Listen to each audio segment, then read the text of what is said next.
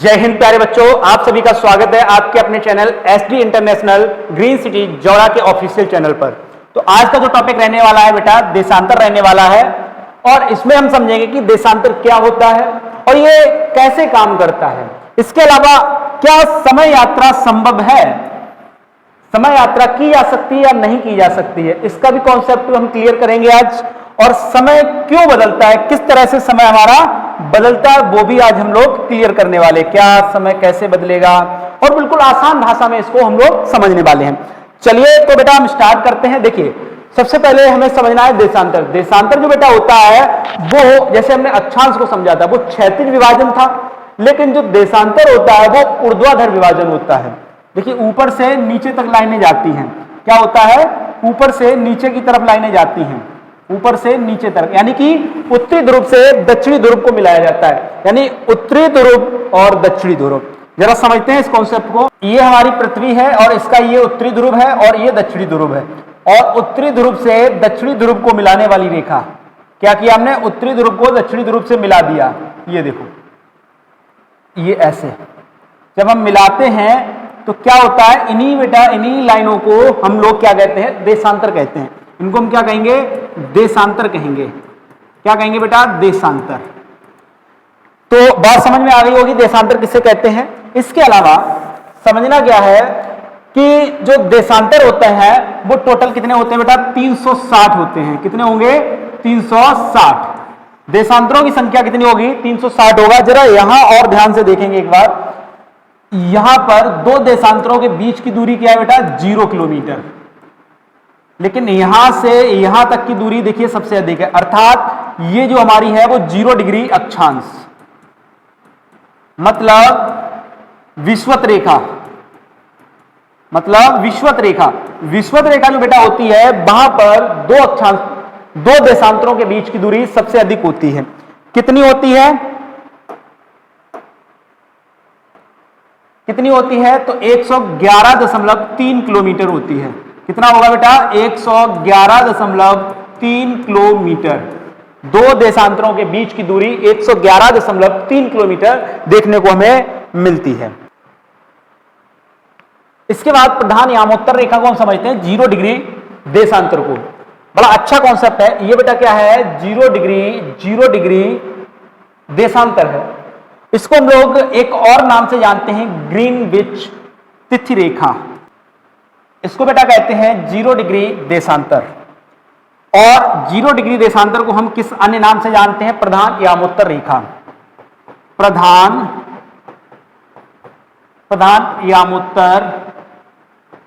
यामोत्तर रेखा। कितना डिग्री है बेटा, ये 0 डिग्री है। कितना है, 0 डिग्री। तो ये क्लियर हुआ होगा।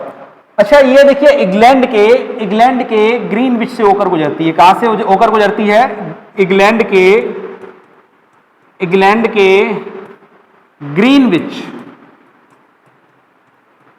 ग्रीनविच से गुजरती है। ठीक है, इंग्लैंड के कहां से गुजरती है, ग्रीनविच से गुजरती है। एक बात यहां पर अच्छे से समझना क्या है, पृथ्वी 24 घंटे में कितना घूमेगी, 360 डिग्री, मतलब पूरा एक चक्कर लगाती है ऐसे करके अपने अक्ष पर। कितने समय में, 24 घंटे में। अब बात यह समझनी है, देखिए इसको इस साइड बोलेंगे हम पूर्व, इधर बोलेंगे पूर्व, और इधर वाला जो हिस्सा होगा इसको बोलते हैं पश्चिम। यानी इधर पूर्व होता है, इधर पश्चिम होता है, ऊपर उत्तर होता है और नीचे होता है बेटा दक्षिण। ठीक है, तो पूर्व की तरफ अगर जाएंगे तो समय में क्या होगा और पश्चिम की तरफ जाएंगे तो समय में कैसे बदलाव होगा। तो सबसे बड़ी बात यह है, हमें एक सिंपल सा कॉन्सेप्ट पहले समझना होगा। उस कॉन्सेप्ट को हम समझ लेते हैं। देखिए बेटा 24 घंटे में होते हैं, 24 घंटे में पृथ्वी हमारी घूमती है 360 डिग्री। 24 घंटे में अपने अक्ष पर 360 डिग्री, यानी पूरा एक चक्कर लगा लेती है, 360 डिग्री घूमती है। जब 360 डिग्री घूमती है, इसका मतलब यह हुआ कि 1 घंटे में कितना घूमेगी, 1 घंटे में हमारी पृथ्वी जो है वो कितना घूमेगी, तो 360/24। काटते हैं इसको, 8 3 24, 8 चौक 32, कितना बचा यहां पर 4, 8 पंजे 40, 3 से काटो बेटा, 3 एकम 3, 3 पंजे 15, यानी कि 15 डिग्री। यानी 1 घंटे में कितना घूमेगी, 15 डिग्री घूमेगी। अगर हम बात करें 1 घंटा बराबर कितना होगा बेटा, 1 घंटा बराबर होता है 60 मिनट। कितना होता है, 60 मिनट। तो 60 मिनट बराबर 60 मिनट बराबर 60 मिनट बराबर 15 डिग्री।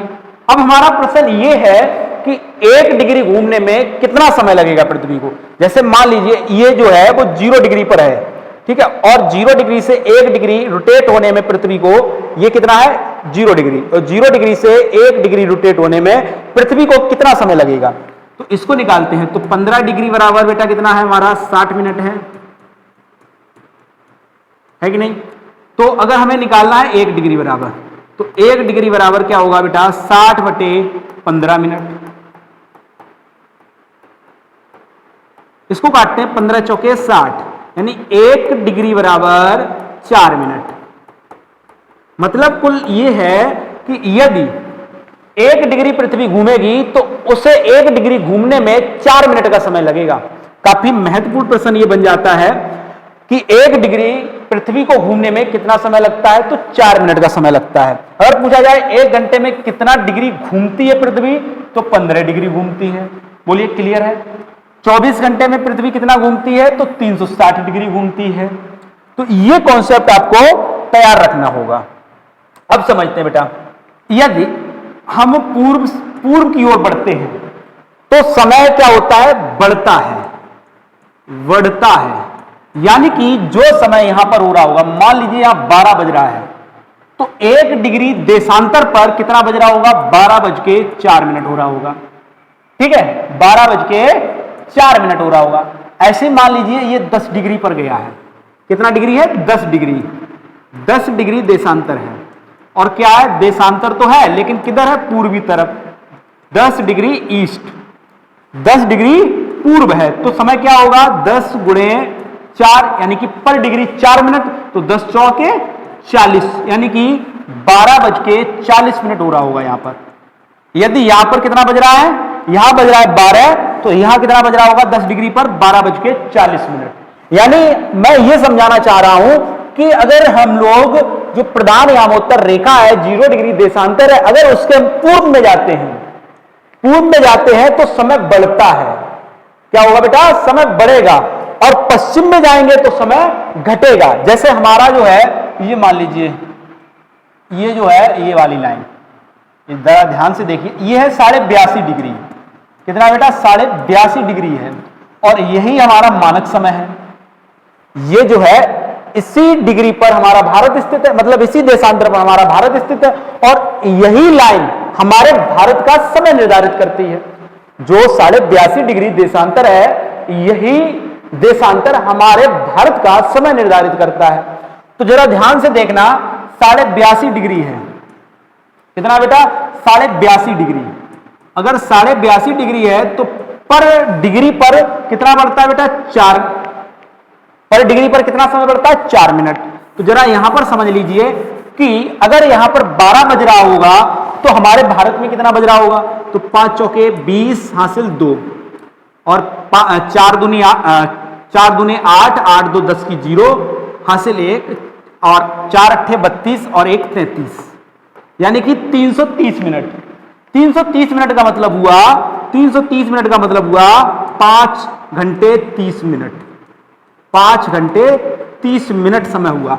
यानी मतलब यह हुआ कि यदि प्रधान यामोत्तर पर 12 बज रहा होगा तो हमारे भारत में 12 5 17 बोल सकते हैं, या फिर क्या बोलेंगे हम लोग कि 5:30 हो रहा होगा, क्योंकि भाई 5.5 घंटे आगे हम चल रहे होंगे। कितना घंटे, 5.5 घंटे। ठीक है, अगर इधर बढ़ते हैं, इधर की साइड जाते हैं, पश्चिम की साइड, तो समय क्या होता है बेटा, कम होता है। जैसे ये मान लीजिए 20 डिग्री है। कितना है, 20 डिग्री है, और 20 डिग्री है तो इसका मतलब हुआ पर डिग्री पर 4 मिनट, तो 20 चौके 80। कितना, 80। यानी कि 12 बज रहा था, 12 में से हम लोग कितना कम करेंगे, 60, यानी कि 1 घंटा 80 मिनट का मतलब हुआ 1 घंटा 20 मिनट हम लोग माइनस कर देंगे, किसमें से, 12 में से। तो कितना बज रहा होगा, 10 बज के 40 मिनट। कितना हो रहा होगा बेटा? 10:40 हो रहा होगा इस रेखा पर, इस देशांतर पर।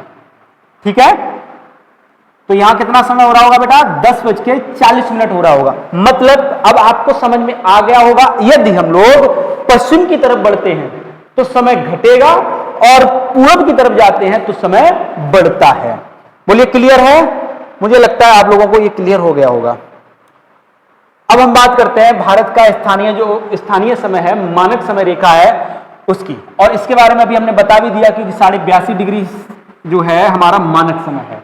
82.5 डिग्री देशांतर यानी 82.5 डिग्री, अभी हमने दिखाया भी था आपको, 82.5 ईस्ट यानी पूर्वी देशांतर पूरब में है, तो इसका मतलब क्या होगा? 5.5 घंटे हमारे ऐड हो जाएंगे, यानी कि प्रधान यामोत्तर रेखा से हमारा जो समय है वो 5.5 घंटे आगे है। यही बात यहां पर बताई गई है। 82.5 डिग्री पूर्वी देशांतर को भारत का मानक समय माना जाता है। 82.5 डिग्री पूर्वी देशांतर को भारत का क्या माना जाता है बेटा? मानक समय माना जाता है।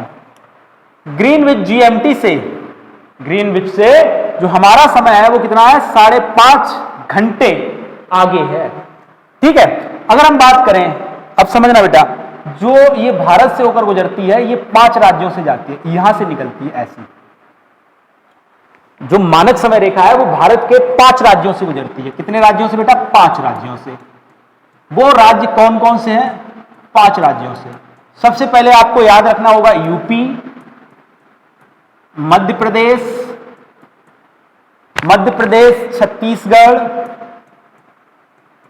छत्तीसगढ़,